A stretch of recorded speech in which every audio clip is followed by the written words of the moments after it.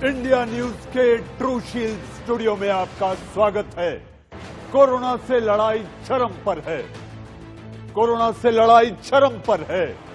आखिर मैं ये क्यों कह रहा हूं कि आपकी एक चूक इस नतीजे को बदल सकती है। जी हां, इस समय सारा देश रणभूमि बना हुआ है।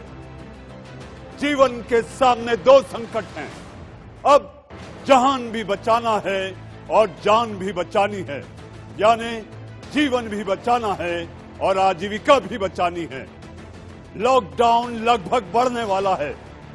लॉकडाउन बढ़ने वाला है। इससे आपको घबराना नहीं है, इससे आपको सतर्क रहना है। जी हां, देश तीसरे स्टेज के मुहाने पर खड़ा है। कैसे आया ये तीसरा स्टेज? पहला आया जो विदेश से घूमकर भारत आए, दूसरा आया मरकज में शामिल वो जमाती, और तीसरा स्टेज जिसके मुहाने पर हम खड़े हैं वो है सामुदायिक संक्रमण। जी हां, क्या हम तीसरे स्टेज के मुहाने पर यानी उसके करीब आ गए हैं? इसी बात को लेकर मचा है बवाल और मैं लेकर आया हूं देश का सवाल। मेरा नाम मनीष अवस्थी। शाम 7 बजे कोरोना के कहर से देश त्राहिमाम कर रहा है। देश के प्रधानमंत्री से लेकर राज्य सरकारों के मुखिया तक का ध्यान कोरोना संक्रमण पर है। आज हम कोरोना को लेकर लॉकडाउन बढ़ाने की तैयारियों पर बात करेंगे, लेकिन सबसे पहले आपको दिखाएंगे एक तस्वीर जो आपका दिल दहला देगी। एक मां की चीखें जिसे सुनकर आपका कलेजा कांप उठेगा।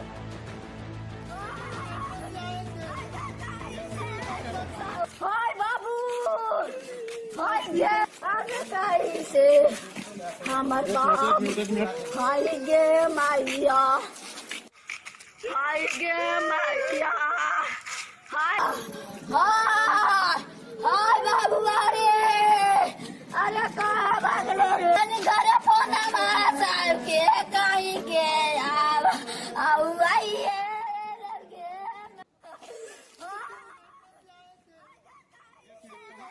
आप सोचिए, गोद में दूध मुंह बच्चे बेसुध को लेकर मां अपनी गोद में क्या गुजरती होगी जब वो अपनी गोद में उस नन्हे को जिसको उसने जन्म दिया आखिर बेबस लाचार है।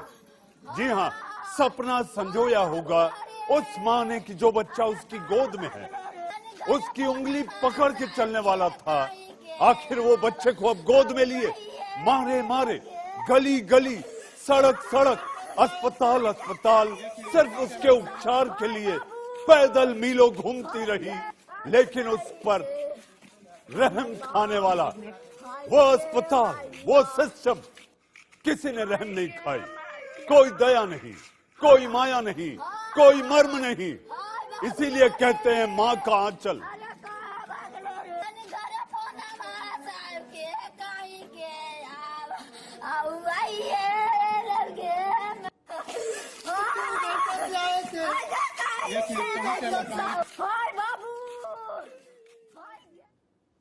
बिहार की इस दर्द और दर्द के साथ साथ मर्म से भरी तस्वीर और चीख सुनकर आप समझ गए होंगे कि हमारे सिस्टम में कितनी खामियां हैं। इस बीच महाराष्ट्र और वो भी खासकर देश की आर्थिक राजधानी मुंबई संकट के दौर में है। संकट का दौर ऐसा कि लगातार कोरोना संक्रमण यहां पर बढ़ता जा रहा है। कहीं ऐसा तो नहीं कि मुंबई के धारावी में एक के बाद एक जो कोरोना पॉजिटिव के केस आ रहे हैं, उससे हम कहीं सामुदायिक संक्रमण के मुहाने पर तो नहीं पहुंच गए। इस पर बात करने के लिए मेरे साथ महाराष्ट्र के स्वास्थ्य मंत्री राजेश टोपे साहब मौजूद हैं। नमस्कार टोपे साहब, आपला स्वागत है। आपका स्वागत है इंडिया न्यूज पर। इस समय महाराष्ट्र और खासकर मुंबई, सारी दुनिया की नजरें मुंबई को लेकर टिकी हुई हैं कि आखिर कोरोना को लेकर आपकी क्या तैयारी है?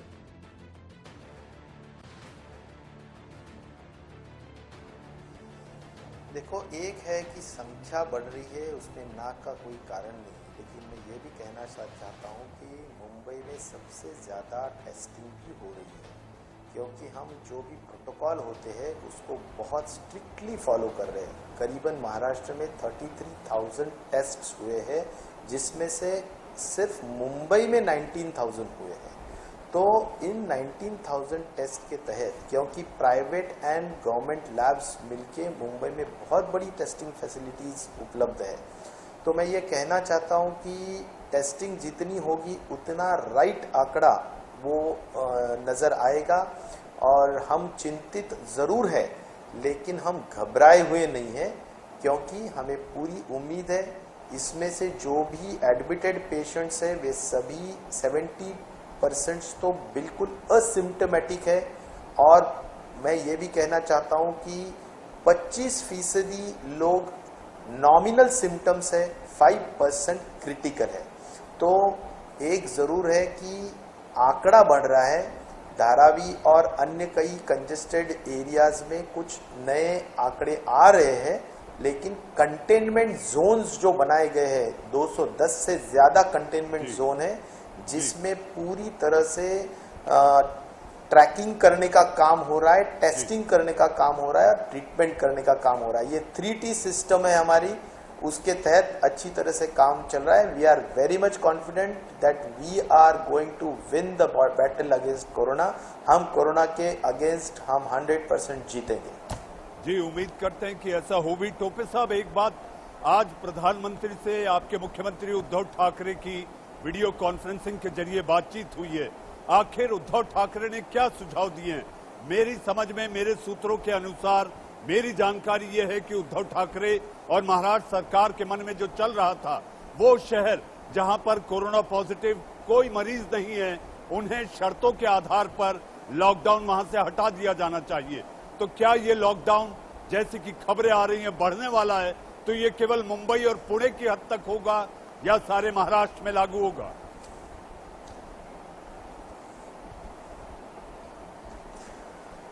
मुझे ऐसा, मैं भी था वो वीडियो कॉन्फ्रेंसिंग में, क्योंकि सभी स्वास्थ्य मंत्री, मुख्यमंत्री और गृह मंत्री, इन सभी राज्यों के तीनों भी मंत्रीगण को बुलाए थे। और उसमें मुख्यमंत्री जी ने भी कहा है कि 3 प्रकार के जोन्स होंगे, ग्रीन, ऑरेंज और रेड। तो उसमें जो गाइडलाइन होगी कि किस तरह से हम लॉकडाउन को ग्रीन जोन में क्या करना चाहिए एक्टिविटीज़, ऑरेंज में क्या और रेड में क्या, ये गाइडलाइंस 1-2 दिन में इशू होगी। लेकिन honourable chief minister Uddhav ji Thackeray ji ने अभी ये लॉकडाउन हमारा 15 दिन तक बढ़ाया है। हमारे स्टेट के हद तक तो ज़रूर बढ़ाया है, और जिसमें अभी जो एडवाइजरीज आएगी गवर्नमेंट ऑफ इंडिया से, उसके तहत जो गाइडलाइन आएगी उसके तहत हम ज़रूर हमारा जो भी आगे का गाइडलाइन है वो इशू करेंगे। लेकिन MMR रीजन, मुंबई, पुणे, ठाणे, ये जो एरिया है, इसमें 91% एक कुल मिला के हमारे पेशेंट्स की संख्या है। कुल मिला के हमारे पास आज 1652 1652 इतने पेशेंट्स हैं, जिसमें से 91% ये मुंबई, पुणे और ठाणे रीजन से आते हैं। बाकी के रीजन में 9% है। तो इसीलिए ये रेड जोन में ज़रूर आएगा, और रेड जोन का जो लॉकडाउन है वो 100% बढ़ेगा भी। वहाँ पर स्ट्रिक्ट लॉकडाउन के मेजर्स हम ऑब्जर्व करेंगे। और हम विनती करते हैं आपके माध्यम से भी, इंडिया न्यूज़ के माध्यम से भी, कि लोगों ने घर में रहे, लोगों ने होम क्वारंटाइन रहे, लोगों ने जो भी सेल्फ डिसिप्लिन है वो एक अच्छे से दिखाए। जी, टोपे साहब, आपने एक बड़ी महत्वपूर्ण बात कही। दिल्ली के मुख्यमंत्री अरविंद केजरीवाल ने 5T की बात की थी, आपने 3T की बात की है। मुझे याद आता है गृह मंत्री अनिल देशमुख जी ने कहा था कि लगभग 50 से 60 जमाती गायब हैं। क्या आपको ट्रैकिंग करने में कोई सफलता मिली है?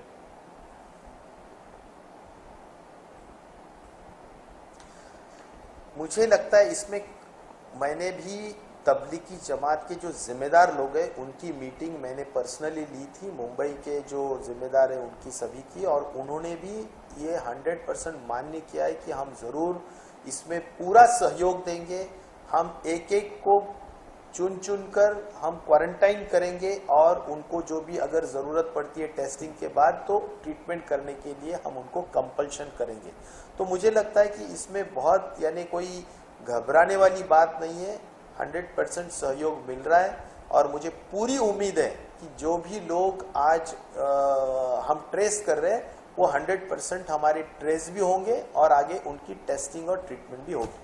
टोपे साहब, चिंता तो होना लाजमी है। उसकी वजह यह है कि अगर दिल्ली देश की राजधानी है तो मुंबई जो कि हॉटस्पॉट बने हुए, चाहे दिल्ली हो चाहे मुंबई हो, अगर आर्थिक राजधानी पर संकट है तो वो सारे देश पर संकट है। अगर आपने मेरी शुरुआती लाइनें सुनी होंगी तो संकट न केवल जीवन का बल्कि आजीविका का भी संकट है। अगर मुंबई संकट में रहेगी तो देश संकट में रहेगा। हमारे साथ दिल्ली से आप सरकार के विधायक सोमनाथ भारती जी भी जुड़े हुए हैं। सोमनाथ जी, आखिर दिल्ली में भी जो आंकड़ा लगातार बढ़ता जा रहा है, ये आंकड़ा चिंता पैदा कर रहा है। एक तरफ हमारे साथ महाराष्ट्र सरकार के मंत्री, स्वास्थ्य मंत्री राजेश टोपे साहब मुंबई से हैं, जो कि अपने आप में एक एपिसेंटर बना हुआ है कोरोना का, मुंबई, और दूसरा दिल्ली। क्या तैयारियां हैं सोमनाथ जी? देखिए, आपको जैसा मालूम होगा, करीब करीब रोजाना माननीय मुख्यमंत्री प्रेस कॉन्फ्रेंस कर रहे हैं, लोगों को बता रहे हैं, और हमारे यहाँ एनएफ बेड्स हैं, हमारे यहाँ पूरी तैयारी है। और जो 5T का फॉर्मूला केजरीवाल साहब ने बताया, जिसके जरिए हम पूरे प्रोसेस को मॉनिटर कर पा रहे हैं और एक एक व्यक्ति के ऊपर पूरी नजर रखी जा रही है। और बड़ा खुशी की बात है कि अभी तक ये उस स्टेज पे नहीं पहुंचा जिसपे कह सकते हैं कि समाज में संक्रमित होने की संभावना बढ़ गई है। अभी तक ये सेकंड स्टेज पर ही है और चीजें कंट्रोल में है। और मुझे लगता है कि जिस तरह से हमारे यहाँ लॉकडाउन की ऑब्जर्वेशन हो रही है और पूरी व्यवस्था लगी हुई है, पुलिस लगी हुई है, मुझे लगता है कि हम उस स्टेज में इंटर नहीं करेंगे और ये कंटेन्ड रहेगा। और हमारे यहाँ जो मेडिकल ट्रीटमेंट की जरूरत थी वो पूरी हो चुकी है। जी जी, सोमनाथ जी, मैं आपके पास आऊंगा। टोपे साहब, आपसे आखिरी सवाल ये, सबसे ज्यादा चिंता जो हो रही है वो सामुदायिक संक्रमण को लेकर हो रही है, और सबसे ज्यादा अगर कोई केंद्र है तो वो है धारावी, जहां लगभग 7 लाख से लेकर 12 लाख लोगों की झुग्गी बसती है। वहां पर आज आप लोगों ने एक प्रयास के तहत घर घर जाकर जांच शुरू की है। आपका आकलन, आपकी रिपोर्ट्स क्या कहती हैं कि धारावी में यह किस हद तक पहुंच चुका है?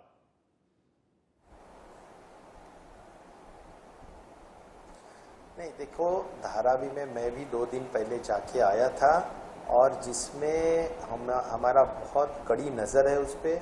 हमने बिल्कुल ऐसा भी कहा है, वहाँ के जो सीपी है उनको भी कहा है कि अगर ज़रूरत पड़ती है तो SRPF भी लागू करे, लेकिन बहुत स्ट्रिक्टली वहाँ जो लॉकडाउन है वो ऑब्जर्व करना चाहिए।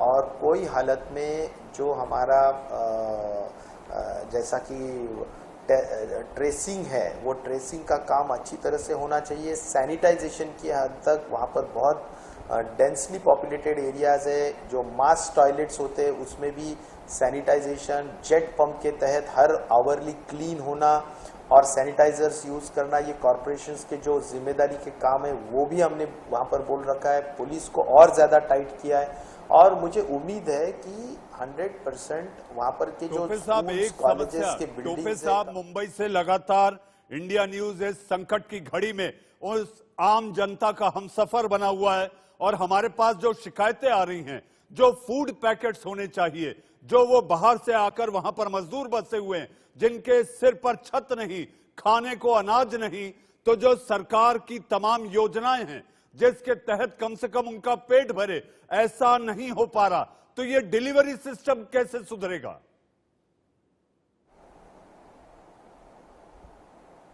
नहीं, मैं एक बहुत जिम्मेदारी से कहता हूं कि मैं जाके देख के आया हूं। Community kitchen government of Maharashtra की तरफ से बिल्कुल अच्छी तरह से चलाया जा रहा है। कम्युनिटी किचन का मतलब है कि गवर्नमेंट की तरफ से पूरे फूड पैकेट्स, रेडी फूड, उनको रेडी मील्स हम पूरा घर डोर डिलीवरी कर रहे हैं। और इतना ही नहीं तो इस्कॉन है, फिर हमारा जो श्री श्री श्री रविशंकर जी के ऑर्गेनाइजेशन से कई ऐसे एनजीओज है कि जहां पर जिनके माध्यम से रेडीमेड फूड पैकेट्स 10-10 हज़ार पैकेट्स हर एक घर घर में देने का प्रयास और मेहनत है, सभी लोग कर रहे हैं। कोई भी भूखा नहीं रह रहा है, मैं जिम्मेदारी के साथ कहता हूं। और वहां पर पूरी कॉरपोरेशन की यंत्रणा और सभी लोग, वहां के हमारे लोक प्रतिनिधि, सभी लोग बिल्कुल जागरूकता से काम कर रहे हैं। कोई भूखा नहीं है, कोई शेल्टरलेस नहीं रहेगा, इतना मैं जिम्मेदारी से आपको कहना चाहता हूं। टोपे साहब, हम भी यही उम्मीद करते हैं, क्योंकि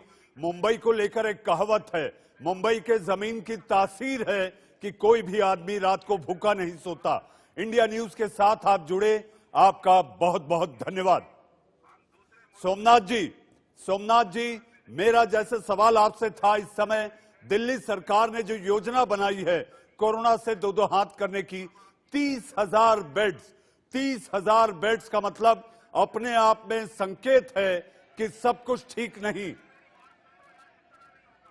नहीं, देखिए, चूंकि you have to be proactive, you can not be lying idle. क्योंकि जब ये, अगर खुदा न खास्ते, अभी तो हमें बहुत भरोसा है कि ये समाज के स्तर तक नहीं फैला है और ना फैलेगा, लेकिन खुदा न खास्ते अगर फैल गया तो आपकी पूरी तैयारी होनी चाहिए। उस वक्त जो बाकी देशों से पिक्चर आ रही है, जो देखने को मिल रहा है, जो भयावह वहां पे सिनेरियो दिख रहा है, उसको देख करके हमने ये सीख ली है कि तैयारी तो पूरी कर लो। तो जो माननीय केजरीवाल साहब का 5 पॉइंट का है, testing, tracing, treatment, team work and tracking and monitoring, आप सोच सकते हैं कि हर स्टेज का बहुत डिटेल में प्लानिंग है हमारे यहाँ।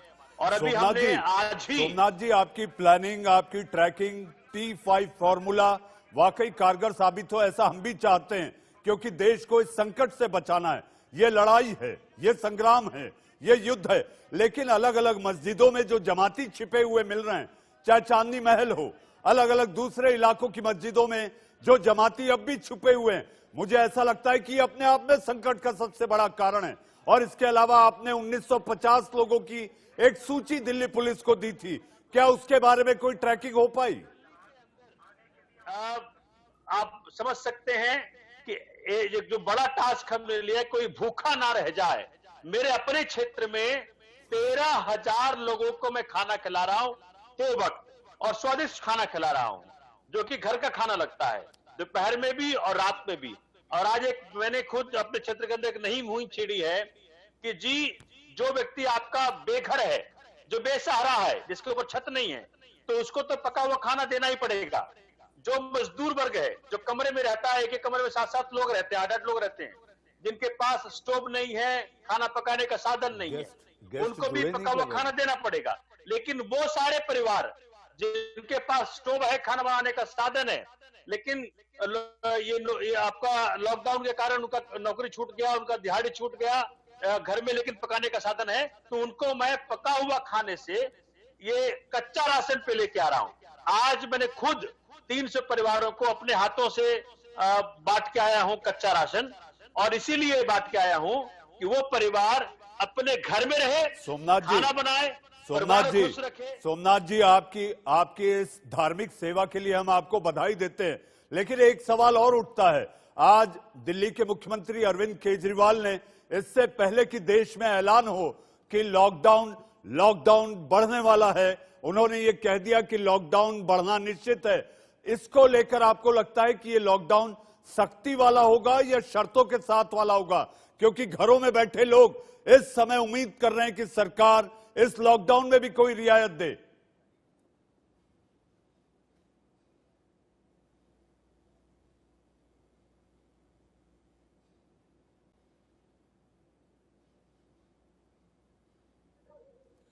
सोमनाथ जी, आपको आवाज आ रही है? मैं सुन पा रहा हूं जी। सोमनाथ जी, मेरा सवाल आपसे था कि आखिर अरविंद केजरीवाल ने आज ये संकेत दे दिया कि लॉकडाउन बढ़ना तय है, हालांकि अभी इसकी आधिकारिक घोषणा नहीं हुई है, तो आपको लगता है कि दिल्ली में जो लॉकडाउन बढ़ेगा वो लॉकडाउन सख्ती वाला होगा या शर्तों के साथ उसमें कुछ छूट होगी? क्योंकि लोग घर में बैठकर 21 दिन से ऊब गए हैं, उनको लगता है कि सरकार लॉकडाउन में भी कोई रियायत दे। देखिए, चूंकि बात रियायत की नहीं है, यहाँ पे जो व्यक्ति विशेष है, हर व्यक्ति समस्या भी है और समाधान भी है। कोरोना ने एक बड़ा इंटरेस्टिंग एक्सपेरिमेंट करा दिया सबके साथ कि भाई एक व्यक्ति जो है वो समाधान भी वही है और समस्या भी वही है। अगर वो घर में रह जाता है समाधान है, घर से बाहर निकल जाता है तो समस्या है। तो ये पूरे देश में लॉकडाउन मुझे लगता है कि 30 तारीख तक जाएगा, क्योंकि जो संक्रमण की स्टेजेस हैं, हम आखिरी स्टेज पे हैं। अगर यहां तनिक भी चूक हो गई तो समस्या बहुत गंभीर हो जाएगी। इसीलिए हम सबको, देश और दिल्ली दोनों आपातकाल की अवस्था में एक तरह से है, हम सबको मन मार के देश हित में, राष्ट्र हित में, जनहित में थोड़ा कष्ट सहना ही पड़ेगा और सबको घर में ही रहना पड़ेगा। और जो हमारे मजदूर वर्ग हैं, जो हमारा दिहाड़ी पे काम करने वाला वर्ग है, उन सब साथियों के लिए हम सबको जितना हो सके अपने घर से खाना दें, अपने घर से सहानुभूति दें, और वो सारा। सोमनाथ जी, मेरा आखिरी सवाल आपसे, आखिरी सवाल, और मैं चाहूंगा कि आप इसका संक्षिप्त जवाब दें। सोमनाथ जी, मेरा आखिरी सवाल आपसे, मेरा सवाल यह है कि जमातियों की शरारत अब भी बंद नहीं हो रही, उनके छिपने छिपाने का दौर अब भी बदस्तूर जारी है, तो सरकार आखिर इनसे सख्ती से क्यों नहीं निपट रही? देखिए, मुझे लगता है कि इस तरह की उत्तेजित होकर के भाषा को यूज करने से चीजें खराब ही होंगी, अच्छी नहीं होंगी। मुझे लगता है कि इस वक्त जो रिलीजियस फंडामेंटलिज्म है, मुश्किल ये हो रहा है कि रिलीजन के अंदर जो बहुत रिलीजियस लोग हैं, जो फंडामेंटलिस्ट हैं, उनके और साइंस में फाइट रहता ही है। लेकिन देश हित में, राष्ट्र हित में, जनहित में सबको फैसला लेना पड़ेगा, और उन्होंने ले भी लिया है कि भाई कुछ भी हो जाए, सबके फायदे के लिए, राष्ट्र के फायदे के लिए हमें सरकार की बात माननी ही पड़ेगी। और सरकार होती है, उनके पास पूरा तंत्र है, और अगर वो जिस तरह से राजी हो रहे हैं, राजी हो ही जाएंगे, राजी हो ही गए एक तरह से। मुझे लगता है सबको समझ में आ ही गया है देश के अंदर। लेकिन उनकी जो धार्मिक कट्टरवादिता है वो उनके अपनी जगह है, उसका कोई इलाज नहीं कर सोमनाथ जी, आपने दिल्ली सरकार की योजनाओं की जानकारी इंडिया न्यूज पर और इंडिया न्यूज देख रहे लाखों करोड़ों दर्शक से साझा की। आपका हमारे साथ जुड़ने के लिए बहुत बहुत धन्यवाद। जी हां, वक्त है एक ब्रेक का, लेकिन ब्रेक के बाद देश के बड़े डॉक्टरों का पैनल वो बताएगा कि आखिर इस संकट के घड़ी में आपको कैसे सतर्क रहना है, कैसे बचना है। आप कहीं मत जाइएगा, आपकी सेहत यानी देश की सेहत है। वक्त है एक छोटे से ब्रेक का।